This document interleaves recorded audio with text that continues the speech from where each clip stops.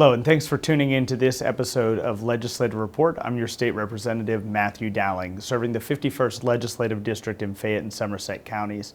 Today we're going to be talking about the Fayette Business Education Partnership, which is a program of the Redstone Foundation. And in just a minute, you're going to see one of their program directors, Kathi Hull, who's going to explain a little bit more about the products and services that they offer. With Kathi Hull now, the FBEP coordinator for the Redstone Foundation. And for those who may not be aware, the Redstone Foundation is the nonprofit arm of the Fayette Chamber of Commerce, kind of the leader of the business community here in Fayette County. Kathi, will you tell me a little bit about the inception of the Fayette Business Education Partnership, as well as maybe the mission of your program? So about 6 years ago, the Fayette Chamber of Commerce sent out a survey to their members of the business community, asking them what kind of needs they're looking at right now. And there were alarming responses of needing skilled workforce and not being able to find quality workers to work in the businesses. So they decided to refocus on the business community and what their needs are with skilled workers. So this formed the Fayette Business Education Partnership in conjunction with the Westmoreland Fayette Workforce Investment Board. They brought together all the school districts in Fayette County. They brought together businesses that cared about wanting learning the needs of skilled workers, and they also brought together the workforce agencies that are in the county. There's a monthly meeting every other month. We meet together and talk about what's going on with workforce in the area, from the workforce numbers, the unemployment rate, the open job orders in the county, and we learn about programmings that are trying to help with that lack of skills, as well as we tell them about our programming with the partnership. So you're working to bridge that gap between the needs of the business community that exists not only now, but in the next 5 to 10 years, with the curriculum that's coming out of the classroom. Correct. So the Department of Education had put out career work standards a couple of years ago, and that requires all the schools to collect artifacts that the students do on a daily basis for a career portfolio. But it also requires them to have career exploration, career focusing, and work experiences within all years K to 12. And these standards came out, and they are required to have artifacts that put together by each student for a portfolio at the end whenever they graduate. So our programming is aligning with those career work standards for that reason. I was really excited to be part of a grant that came from a private for-profit business here in the community that's going to help support those programs. Can you tell me a little bit about that grant? So we received a $10,000 grant from Walmart, the Walmart Foundation, and that grant money is going to go towards a couple of different programs that we already exist within our programming, as well as a speaker that we found that talks about the generation gaps and how there's generation gaps in the workforce, and how the baby boomers not necessarily understand the Generation Z and how they communicate with each other, as well within the workforce. So we're very excited about this money. We're very excited to bring in this speaker, and all of our programming that we do within the partnership is just wonderful and great, and I'm excited to be a part of it. Now, if someone wants to contact you directly about the programming that you offer through FBEP, how can they do that? So you can contact the Fayette Chamber at 724-437-4571, or you can check out our website at fayettebep.org, and we're also on Facebook, Twitter, and Instagram. Thank you so much for being with me today and for telling me a little bit more about the Fayette Business Education Partnership. Now we're going to talk to one of the teachers who have experienced one of those programs, the Fluid Power Challenge by Williams, and that teacher's name is Brandy Fike. So we'll watch her interview now. We are at Laurel Highlands High School, and I'm with Brandy Fike right now, who's been part of the Fayette Chamber of Commerce's Fluid Power Challenge that's been going on for quite some time, for a few years. Tell us a little bit about that program, how your students interact with it. Okay, I've been involved with the Fluid Power Challenge for 5 years now, since it began. I'm a school counselor at the Laurel Highlands Middle School, and I just think that it's a phenomenal experience for our students. Not only do they get to partner with the Fayette Chamber of Commerce and our Business Education Partnership, they get to meet with districts from our whole entire area, from 4 counties, and they get to do a competition, and just to see their faces when they are able to accomplish building their machine and getting it to work so that they can compete. So we're talking about the Fluid Power Challenge, and obviously you and I have a little bit of a background or knowledge of what that is, but those watching at home may not. Why don't you tell us what the challenge is and what the students do as part of that challenge?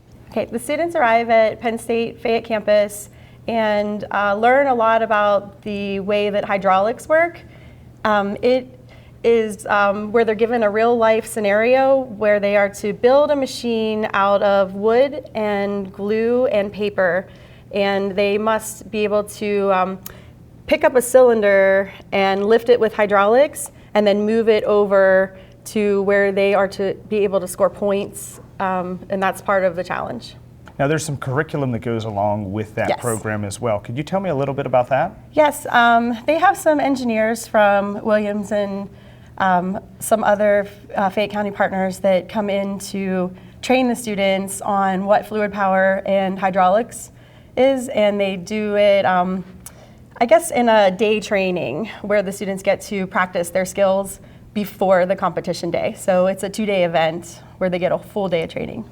And obviously this is part of a larger effort that partnership between local businesses and between educators looking at the issue of workforce development.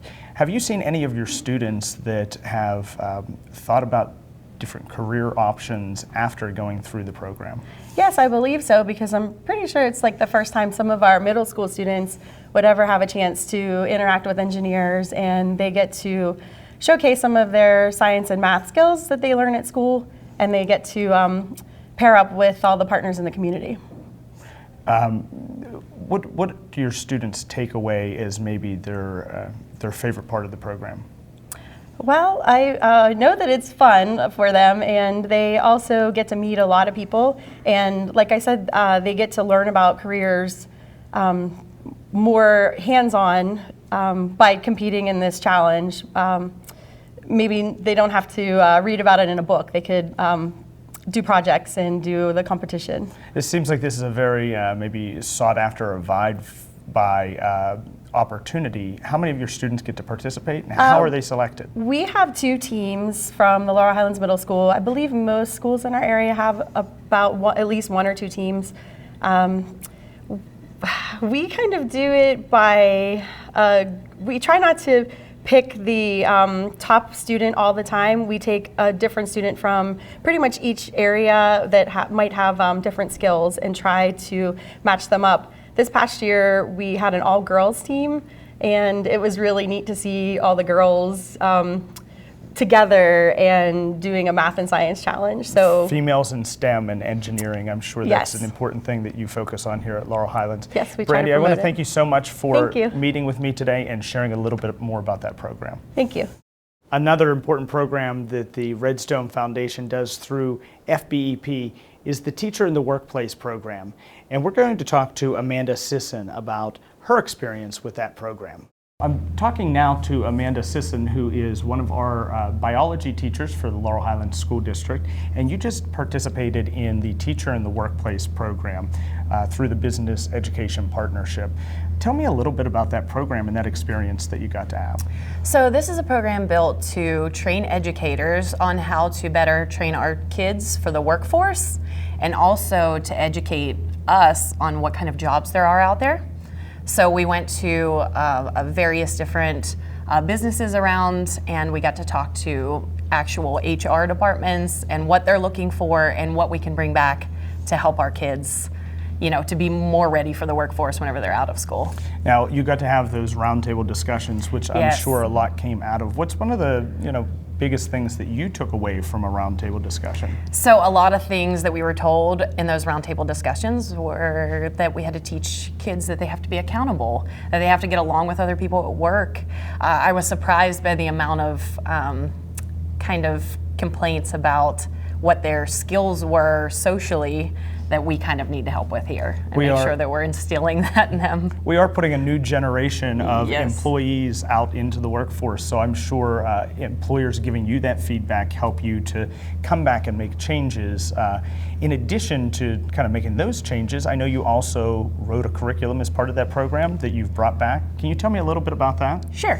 So we created a lesson to try to help our kids to explore some of the options in the area. We want to keep kids in Fayette County, so we want to keep these graduates in Fayette County working here. So I created something, when I was at Uniontown Hospital, one of the things that they said was that kids don't even know simple medical terms.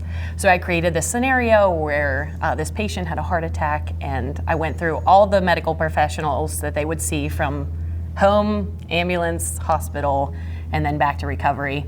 And so they had to actually pick out some terms, and they had to pick out 3 professions and research them. So tell me what they had, how, they had to go to school, if there were jobs in the area, and what their salary would be, and things like that. Now, I know that program has just recently, or at least the first course has just recently concluded. Have you had a chance to implement any of those curriculum changes in your classroom yet? Yeah, absolutely. I have mentioned it multiple times in my classroom. It's something that I'm more aware of now, so I think it's a great program that should keep going. And are you seeing any feedback or changes from the students as you are kind of instructing differently or sharing these tips and kind of best practices with them? Oh, for sure. They're very interested. They ask me a lot of questions. They wanted to know, especially whenever I'm not here, they're like, where were you? And so it gives me the opportunity to explain to them, I was at Mount Macrina, and there's these job opportunities. So they were definitely interested. I was able to tell some of my welders about stuff around here. It was a great opportunity to bring them some information. Now, I believe being a biology teacher, you were focusing kind of more on the medical aspect, and Uniontown Hospital, I know, was one of the participating business partnerships. Yes. But can you tell me some of the other businesses that participated in the program? Sure. We went to Medicis. It's up in the mall, so it's like a home nursing facility. We went to Mount Macrina. And there's also a whole other branch of this, which is manufacturing, and so they got to see a lot of those things. They did take us to a couple manufacturing plants. We went to one. We were able to see some cool things. The manufacturing there. of medical supplies. Yes, masks, exactly. So we got to see a whole realm of things. I've actually had the opportunity to stop out there before as well, and it's kind of one of those hidden gems that you normally wouldn't know exists in Fayette County. Oh, not at all. I guess maybe that's my next question. As we're out doing episodes of Legislative Report, or we're just trying to learn more about our community and how we can help businesses flourish, I sometimes learn about things that I didn't know were happening in Fayette County, or businesses that didn't exist in Fayette County. Through this partnership and this experience, was there anything that was eye-opening to you that you thought, man, I just didn't know this was happening in Fayette? Oh yes, it's extremely enlightening.